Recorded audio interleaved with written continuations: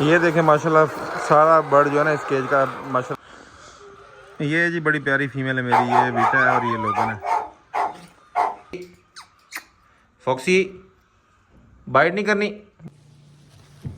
अस्सलाम वालेकुम व्यूअर्स, सब दोस्त कैसे हैं? उम्मीद करता हूँ खैरियत से होंगे। हम भी खैरियत से हैं और उम्मीद करता हूँ कि आपका रमज़ान भी बहुत अच्छा गुजरा होगा। सब मुस्लिम दोस्त भाई जितने भी लोग हैं देख रहे हैं वो सब रमज़ान शरीफ के रोज़े रख रहे होंगे। इस बार अल्लाह ताला की रहमत ये हुई है कि रमज़ान शरीफ सर्दियों के एंड पे आ गया और मौसम काफ़ी बेहतर है, गर्मी की शिदत नहीं आई अभी। हमारे शहर रहीमिया खान में आज सुबह मौसम बहुत अच्छा है क्योंकि रात बारिश हुई है और आज ठंडी हवा चल रही है और बादल आए हुए हैं। तो हमेशा की तरह सुबह उठ के मैं फार्म पे आया हूँ अपने। मेरा पोल्ट्री से रिलेटेड बिज़नेस है, कंट्रोल शेड है मेरे पास लेयर का, और कुछ मैंने पेट्स रखे हुए हैं, अमेरिकन बुली, पिटबुल और पैरट्स में मैंने ग्रे पैरट रखा हुआ है। तो RY के बुलीज़ के नाम से मेरा एक टिकटॉक का अकाउंट है जहाँ पे मैं वीडियोस वगैरह पोस्ट करता रहता हूँ अपने पेट्स की। तो वहाँ पे अक्सर दोस्त जो हैं वो कहते रहते हैं कि आप चैनल बनाएं जिसमें आप डेली बेसिस पे अपने डॉग्स वगैरह और अपने बर्ड्स वगैरह में दिखाया करें। तो उसी लिए मैंने अपना जो है ना चैनल बनाया ये, और आज मैं इस पर अपनी पहली वीडियो जो है वो डालूँगा इंशाल्लाह। आपको अपना फार्म भी विज़िट करवाऊँगा और अपने जितने भी पेट्स हैं वो सारे विज़िट करवाऊँगा, उनको दिखाऊँगा कि मेरे पास कौन कौन से पेट्स हैं। तो काइंडली वीडियो को अंत तक देखिएगा और चैनल को सब्सक्राइब कीजिएगा और वीडियो को लाइक कर दीजिएगा। तो चले मैं आपको अपने फार्म के अंदर लेके चलता हूँ और आपको अपने फार्म का विज़िट करवाता हूँ। जी दोस्तों, तो ये हम अपने फार्म के अंदर दाखिल हो गए हैं। ये छोटा सा एक कंट्रोल रूम बना हुआ है यहाँ पे हमारे जितने भी पैनल वगैरह हैं वो लगे हुए हैं। इन्वर्टर वगैरह, पैनल वगैरह जितने भी हैं वो सारे लगे हुए हैं। यहीं से हम अपनी इलेक्ट्रिसिटी को ना मैनेज करते हैं। ये मेरा सेमी कंट्रोल फार्म है। ये देखें, इसको हम सर्दियों में ओपन कर देते हैं। सर्दियों में टेम्परेचर जो है उसकी टेंशन नहीं होती, बस कर्टन ओपन कर देते हैं, नीचे कर देते हैं। जब हवा वगैरह चलती है तो इसको ऊपर कर दिया जाता है। लेकिन गर्मियों में ये फार्म हमारा बिल्कुल क्लोज़ हो जाता है, ये कर्टन लग जाते हैं और फैन जो है वो फिर हमारे 24 घंटे दिन रात चलते हैं। सुबह सुबह आने का जो है ना, जब मैं फार्म पे आता हूँ सुबह सुबह, तो ये सबसे ज़रूरी और मेन काम यही होता है कि फार्म को विज़िट करना डिटेल के साथ, बर्ड चेक करना कि बर्ड का क्या इशू है, बर्ड को कोई प्रॉब्लम वगैरह तो नहीं है, बर्ड ठीक है। तो इससे आपको आइडिया हो जाता है कि बर्ड जो है वो किसी प्रॉब्लम में तो नहीं है, कोई पानी वगैरह की कमी तो नहीं हो रही बर्ड को, या बर्ड को बीमारी वगैरह या कोई बुखार वगैरह तो नहीं है। असल में मेरे पास ये सेमी कंट्रोल फार्म है, केज सिस्टम लगा हुआ है इसमें, और इसमें एक केज के अंदर 7 बर्ड होते हैं। अब ये देखें, ये 7 बर्ड बैठे हैं। इसमें वाटर सिस्टम जो है ना, इसके लिए नोज़लें लगी हुई हैं। ये देखें, ये पानी निकल रहा है। इसमें बर्ड जो है ना चोंच मार मार के पानी पीता रहता है, और इसने अंडा भी नहीं देना। और ये फीड है, 2 टाइम इसको फीड डाली जाती है। जो लेइंग बर्ड होता है इसके लिए 110 ग्राम फीड की रिक्वायरमेंट होती है, जो फुल बड़ा बर्ड है, और इसने 110 ग्राम फीड खा के 60 से 62 ग्राम का अंडा देना होता है। तो सुबह आके देखने का मकसद ये होता है कि बर्ड की फ़िज़िकल कंडीशन से आइडिया हो जाता है कि बर्ड को कोई प्रॉब्लम तो नहीं है। एग वगैरह जो है वो भी हम देख के चेक करते हैं, एग से भी पता चल जाता है कि बर्ड को कोई इशू तो नहीं है। पहले असल में फार्मिंग होती थी ओपन ट्रेडिशनल फार्मिंग, इसमें ज़मीन पे ही बर्ड पाला जाता था, ज़मीन पे ही मुर्गी को फीड डाली जाती थी, पानी दिया जाता था। तो फिर केज सिस्टम आ गया। केज में ये है कि बर्ड को जो फीड हम डालते हैं वो फीड जितनी खाता है वो ज़्यादातर उसकी एनर्जी प्रोडक्शन पे यूज़ होती है, और जो फ्लोर पे बर्ड होता है उसमें जो वो भाग दौड़ करता है, कुछ एनर्जी वहाँ पे ज़ाया हो जाती है उसकी, बाकी वो प्रोडक्शन पे देता है, जिसकी वजह से एग साइज़ का काफ़ी फ़र्क है। दूसरा, उसमें अंडे की सफाई जो है ना वो बड़ी मेंटेन करना बड़ी मुश्किल है। इसमें देखें आप, बिल्कुल साफ़ सुथरा अंडा है। ये बर्ड जब एग देता है तो ये रोल होकर बाहर आ जाता है इस तरह। फिर यहाँ से हम पिकिंग करवा लेते हैं लड़कों से।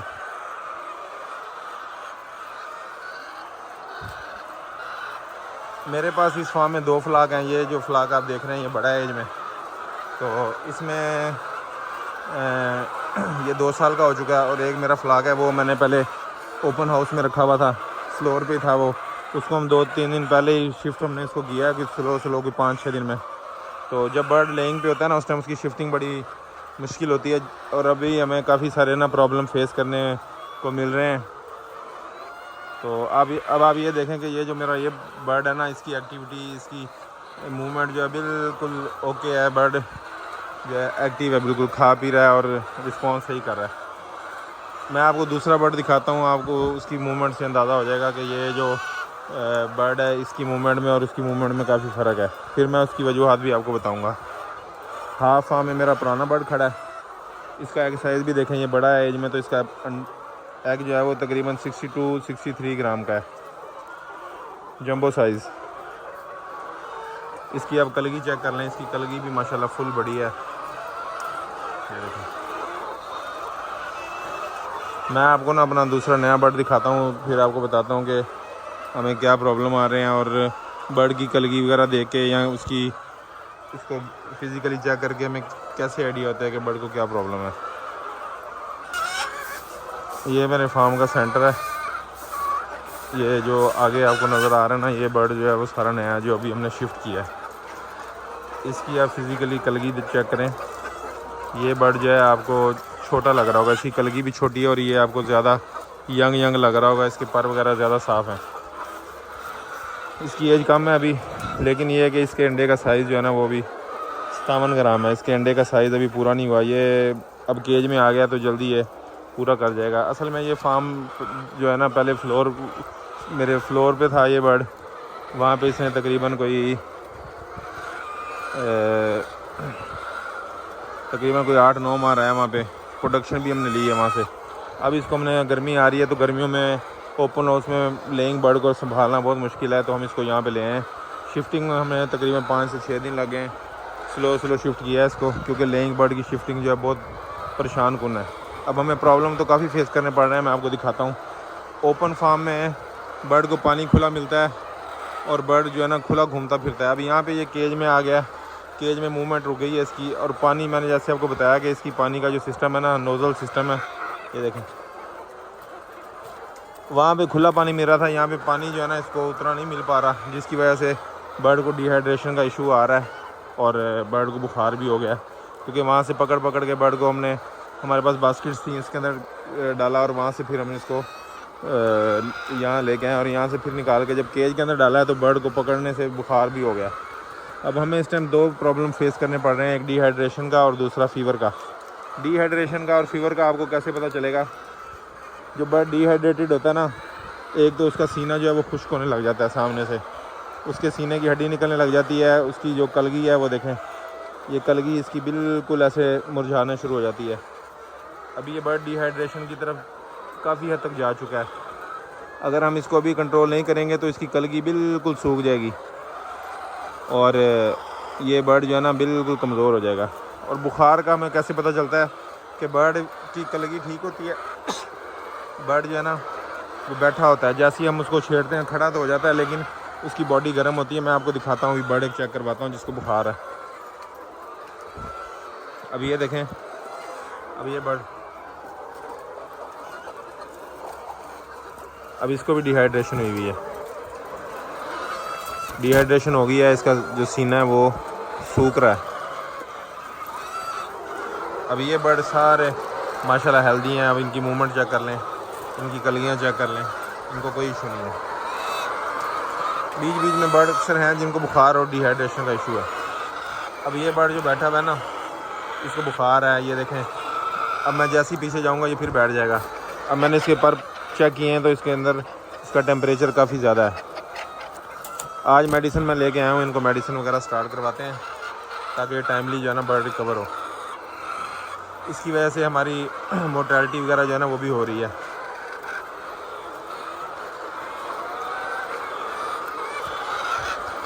तो मैं अभी आपको ना दिखाऊंगा कि जब बर्ड किसी स्ट्रेस में होता है तो उसको फिर हम क्या मेडिसिन देते हैं, बुखार के लिए क्या देते हैं और इम्यूनिटी के लिए क्या देते हैं। इसको इस टाइम इम्यूनिटी बूस्टर की ज़रूरत है। बुखार को तोड़ने के लिए मेडिसिन की और एंटीबायोटिक का कोर्स करवाना पड़ेगा ताकि इसका बुखार जो है ना वो मुकम्मल तौर पे ख़त्म हो जाए। अभी ये बर्ड बैठा हुआ, ये देखें। अब बर्ड ये डिहाइड्रेटेड नहीं है लेकिन इसको बुखार है। अब ये खड़ा हो रहा है लेकिन टांग उठा रहा है, खड़ा हो रहा है टांग उठा रहा है। ये देखें, ये उस तरह नहीं खड़ा हो रहा जैसे दूसरे बर्ड खड़े हैं।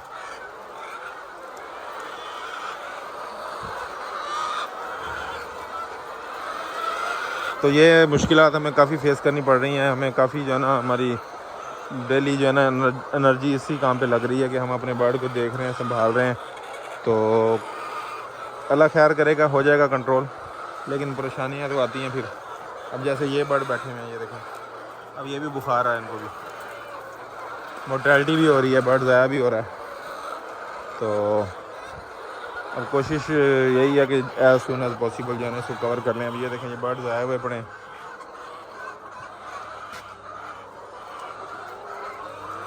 ये हमारा जो है ना कूलिंग पैड लगे हुए हैं। जब फ़ैन चलाते हैं तो फिर ये कूलिंग पैड भी चल जाते हैं, जिसकी वजह से अंदर ठंडक हो जाती है, काफ़ी हद तक टेम्परेचर जो है ना कंट्रोल हो जाता है। हबस के मौसम में थोड़ी सी प्रॉब्लम आती है क्योंकि नमी ज़्यादा होती है, तो पैड फिर टाइमर के साथ चलाने पड़ते हैं। लगातार चलाते हैं तो फिर अंदर हबस हो जाती है बहुत ज़्यादा।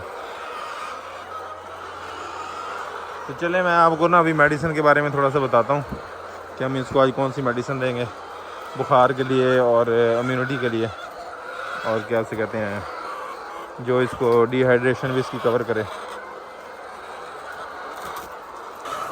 ये हमारी मेडिसिन वाली टैंकी है, इसके अंदर 400 लीटर पानी जो है वो आता है। 400 लीटर पानी के हिसाब से मेडिसिन बनाते हैं और ये चलाते हैं फिर। अब मैं आपको बताता हूँ कि जब आपके बर्ड को बुखार हो तो आपने सबसे पहले उसको ब्रूफन देना है। ब्रूफन हम यूज़ करते हैं नॉर्मली 1 सीसी 1 लीटर में, लेकिन थोड़ा सा प्रॉब्लम ज़्यादा है तो हमने इसको पहला पानी जो है ना पहले के 4-5 घंटे वो हमने इसको देना है। 1 लीटर में हम 2 सीसी ब्रूफन ऐड करेंगे। अब ये जैसे हमारी 400 लीटर की टैंकी है ना, 400 लीटर की टैंकी है तो हमने इसके अंदर 800 ml ब्रूफन ऐड करना है। साथ हम इसके यूज़ करेंगे vitamin E. Vitamin E immune booster है। असल में बर्ड जब किसी प्रॉब्लम में होता है तो उसकी इम्यूनिटी डाउन हो जाती है और उसमें ये डर होता है कि कोई वायरल स्ट्रेस जो है ना वो ना बर्ड को पकड़ ले।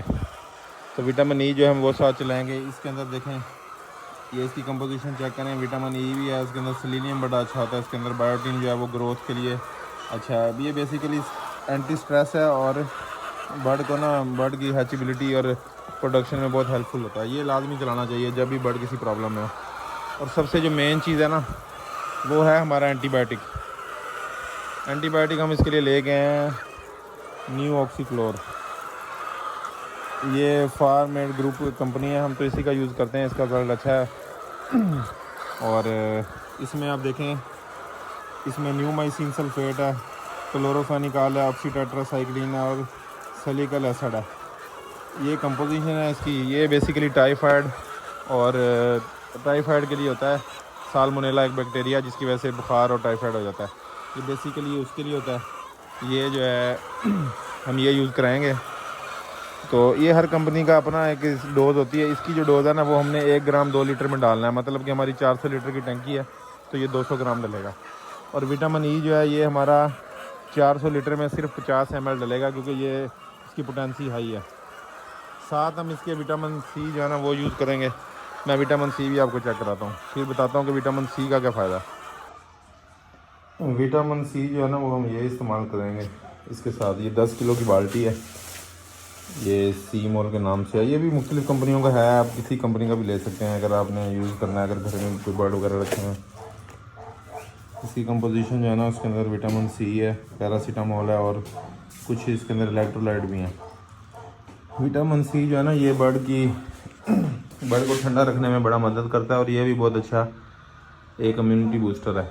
गर्मियों में जो है ना इसका रेगुलर इस्तेमाल करवाना चाहिए। अब जैसे गर्मी जो है ना उसका आगाज़ हो ही चुका है, इस टाइम जो प्रॉब्लम आ रहा है ना वो ज़्यादा यही आ रहा है कि बर्ड जो है ना उसको 2-3 किस्म के टेम्परेचर फेस करने पड़ रहे हैं। और कभी रात को ठंडक हो जाती है, दोपहर को जो है मौसम गर्म हो जाता है, सुबह के टाइम दरमियाना मौसम होता है जिसकी वजह से बुखार का इशू आ रहा है काफ़ी। तो मेडिसिन जो है ना वो हम चलाएँगे, आज अल्लाह खैर करेगा। तो मेडिसिन वगैरह चला देते हैं। उसके बाद फिर मैं ना आपको अपने डॉग्स चेक करवाता हूँ, डॉग्स की तरफ लेके जाता हूँ। ये जी मेडिसिन हमारी जो है ना वो मिक्स हो गई है। ये देखें, ये मोटर से जो है ना पानी हम डाल रहे हैं ये बाल्टी में। ये देखें मेडिसिन इसके अंदर फिल हो गई है। ये बर्ड पिएगा, जैसी ये बाल्टी जो है ना इसका पानी कम होगा तो फिर दोबारा जो है ना हम इसको मोटर चला के भर देंगे। ये देखें, ये बर्ड भी हमारा जो है ना ये शिफ्टिंग की वजह से और ये बुखार वगैरह की वजह से ना कुछ ज़ाया हुआ है। अभी कुछ बर्ड निकल भी रहे हैं। ये मसले मसाइल आते हैं सारों के साथ ही। बस दुआ करें अल्लाह ताला जो है ना करम करे अपना और इसको जल्दी सही करे। अब ये बर्ड को थोड़ी प्यास भी हमने दी थी कि बर्ड जैसे ही पानी पिए तो मेडिसिन वाला पानी फ़ौरन इसके अंदर जाए ताकि असर जल्दी हो। मैंने अपने फार्म का डिटेल चक्कर लगा लिया है, जो भी मसले मसाइल थे वो मैंने देख लिए हैं। अब इसको इंशाल्लाह कवर करूँगा। तो अब ज़रा चलते हैं हम अपने डॉग की तरफ चलते हैं और अपने ग्रे पैरट की तरफ चलते हैं। सुबह आके फिर फार्म से फ्री होकर ज़रा उनको थोड़ा सा टाइम देना होता है, उनको भी देखना होता है क्योंकि वो भी ज़रा सेंसिटिव होते हैं, देखना होता है उनको भी कोई मसला मसाइल तो नहीं है। हमारा जो ब्रीडर मेल है लोगन, वो ज़रा ज़्यादा प्रोटोकॉल मांगता है, तो फिर उसको सुबह के टाइम कोई लस्सी वगैरह, कोई दूध दही वगैरह देना होता है। आज उसके लिए दूध लेके आए हैं तो दूध इसको देते हैं, उसके अंदर कुछ चीज़ें मिक्स करके। तो चलें मैं आपको अपने डॉग्स की तरफ लेके चलता हूँ जी। तो हमने अपना फार्म विज़िट कर लिया है, अब हम अपने डॉग्स की तरफ जा रहे हैं। सुबह सुबह का टाइम है, तो सुबह सुबह बस सबसे पहले तो फार्म ज़रूरी है ना। फार्म का विज़िट कर लिया, उसमें जो मसले मसाइल थे वो देख लिए हैं, मेडिसिन भी चल गई है माशाल्लाह। और अब डॉग्स की तरफ जा रहे हैं। सबसे पहले लोगों का दूध जाके बनाते हैं, उसके अंदर कुछ चीज़ें मिक्स करनी है, वो आपको दिखाते हैं। उसके बाद फिर जाना मैं अपने डॉग्स आपको दिखाता हूँ सारे। ये जी लोगों के लिए दूध निकाल लिया हमने पैकेट से, हाफ़ के जी जो है ना वो पैकेट, या हम इसको दही देते हैं हाफ़ के जी या फिर हाफ़ के जी दूध देते हैं। इस दूध के अंदर हमने 2 चम्मच डाला ग्लूकोज डी और 10 सीसी डाला सिलीवर। असल में गर्मी जो है ना वो आ गई है, अब तकरीबन गर्मी का आगाज़ हो चुका है, तो क्योंकि गोश्त वगैरह ज़्यादा इनको डालते हैं गर्मियों में, एनर्जी अगर ज़्यादा दें डॉग को तो फिर वो उसके जिगर को गर्म कर देती है, जिसकी वजह से फिर हमें सिलीवर वगैरह और ये ग्लूकोज देना पड़ता है। तो ये दूध और दही लाजमी मैं अपने ब्रीडर मेल को देता हूँ, उसकी ज़रा केयर ज़्यादा करनी पड़ती है। तो अभी जो है ना ये दूध हम देते हैं अपने लोगन को, देखें कितने मज़े से पिएगा लोगन। ये जी लोगन आ गया, इसको पता चल गया कि मेरे लिए आ गया दूध। ये देखें एक्साइटेड हो गया, ये देखें।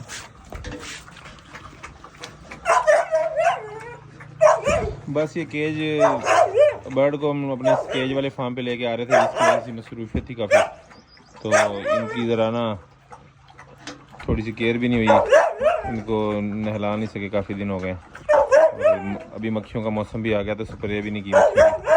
अभी एक आधे दिन में जैसी मसरूफियत होती है तो फिर स्प्रे वगैरह करते हैं ताकि मक्खियाँ इनको परेशान ना करें। ये देखें जी कितने मज़े से पी रहे हैं। आपको बाकी जानवर भी दिखाता हूँ। आप मेरी टिकटॉक पे तो देखते रहते हैं जानवर, मैसेज वगैरह आते हैं दोस्तों को कि ज़रा ना वीडियो डिटेल में बना के दिखाएं हमें, तो मैंने सोचा कि क्यों ना इसको आपको व्लॉग बना के आपके साथ शेयर करूं।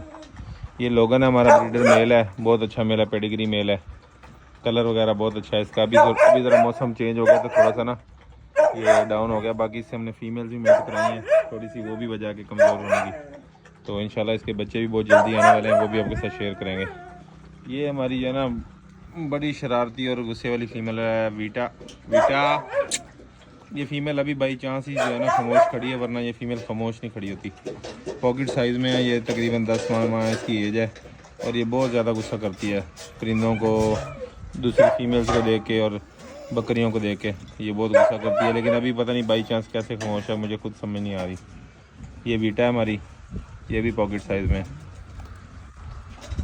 वीटा ये देखें, अभी मैंने आपसे जिक्र किया ही और ये शुरू हो गई है। देखें इसने सारा दिन यही करना है। दूसरे केज में मेरी दूसरी फीमेल खड़ी है तो उसको देख के गुस्सा कर रही है। और ये हमारी जो है ना सबसे लाडली फीमेल है ब्लू। ये ब्लू कलर में, इसलिए इसका मैंने नाम ही ब्लू रख दिया। ये बड़ी खामोश है, ये कुछ नहीं करती, ना गुस्सा करती है।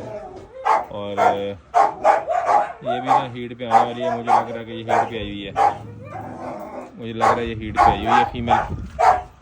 तो ब्लड भी इसका केज में पड़ा हुआ है, तो ये भी इंशाल्लाह लोगों से मेट होगी। ये भी ब्लीडिंग कर रही है, हीट पे आ चुकी है ये भी। तो चलें, ये भी एक अच्छी न्यूज़ मिल गई है कि फ़ीमेल हीट पे आई हुई है। तो कुछ दिन तक इसको फिर हम लोगों से मेट कराएंगे। और अब मैं आपको अपनी तीसरी फीमेल दिखाता हूँ, स्टेला। ये बड़ी लाडली फीमेल है हमारी। उसकी एक वजह यह है कि ये एक बड़े अच्छे दोस्त की तरफ से गिफ्ट है। बड़ी अच्छी लाइनों की फ़ीमेल है ये लोगन के साथ इसका कम्बिनेशन बहुत ज़बरदस्त बनेगा। ब्लू फीमेल है, एक्सल साइज़ में है, जैसे लोगन बड़े साइज़ में है इसी तरह, और बहुत अच्छी फ़ीमेल है ये।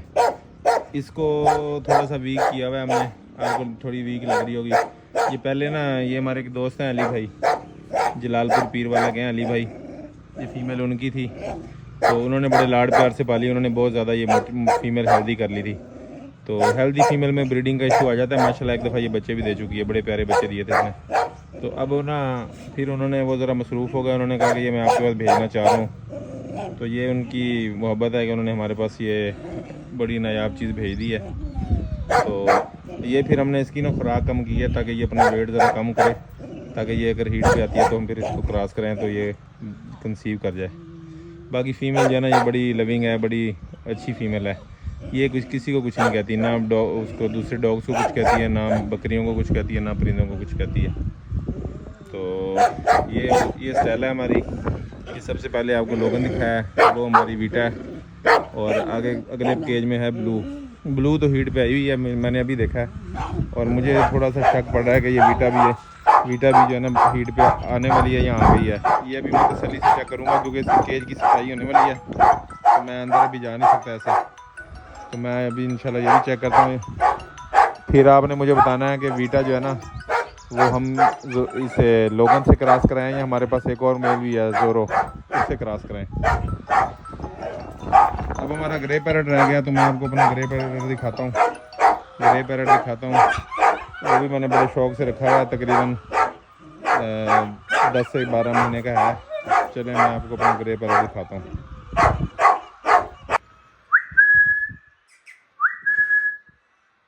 ये जी हमारा फॉक्सी है, केज में बैठा हुआ है और इंतज़ार कर रहा है कि इसको कोई खाना शाना डालें। सुबह सुबह इसको ना हम चने भिगो के रखते हैं, तो सुबह सुबह इसको देते हैं चने, बड़े मज़े से खाता है ये। और इस टाइम इसकी केज की सफाई भी करवाते हैं हम, क्योंकि सारा दिन ये खाता पीता है तो फिर उसके अंदर अपनी पॉटी वगैरह करता रहता है, जिसकी वजह से इसकी ट्रे इस टाइम काफ़ी जो है ना वो गंदी हो जाती है। फिर इस टाइम हम इसको एक तो खाना डालते हैं, दूसरा फिर इसके केज की सफाई करते हैं। ये इस टाइम माशाल्लाह 11-12 महीने इसकी एज है। ये मैंने लिया था 4 महीने का बच्चा था, तब हैंड फीड पे था। माशाल्लाह 10-11 महीने का हो गया। अभी इसने वर्ड्स बोलना शुरू कर दिए हैं, वर्ड्स बोलता है, ये कुछ नाम वगैरह लेता है अपना और इस तरह के मुख्तलिफ वर्ड बोलता है। अभी इसको हम बाहर निकाल के दिखाते हैं इनको। फॉक्सी फॉक्सी, और ये देखें माशाल्लाह कितनी अच्छी जो है ना विस्लिंग कर रहा था।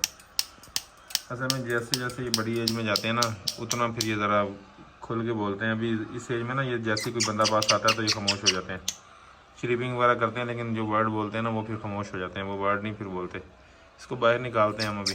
फॉक्सी आ जाओ, फॉक्सी आ जाओ। ये देखें जी आ गया बाहर। अब इसको पता चल गया कि मुझे ये खाना डालेगा। ये हैं जी इसके चने भिगो के रखे हुए हैं, ये देखिए।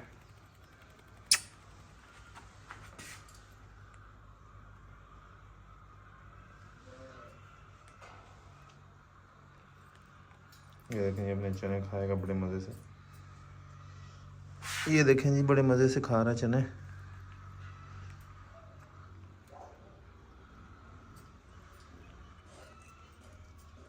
बस हम इसको अब इसका खाना देंगे और साथ इसके केज की सफाई करेंगे। तो वो व्लॉग जो है ना वो काफ़ी लंबा हो गया। इंशाल्लाह कल मुलाकात होगी। अपना बहुत सारा ख्याल रखिएगा। अल्लाह हाफ़िज़।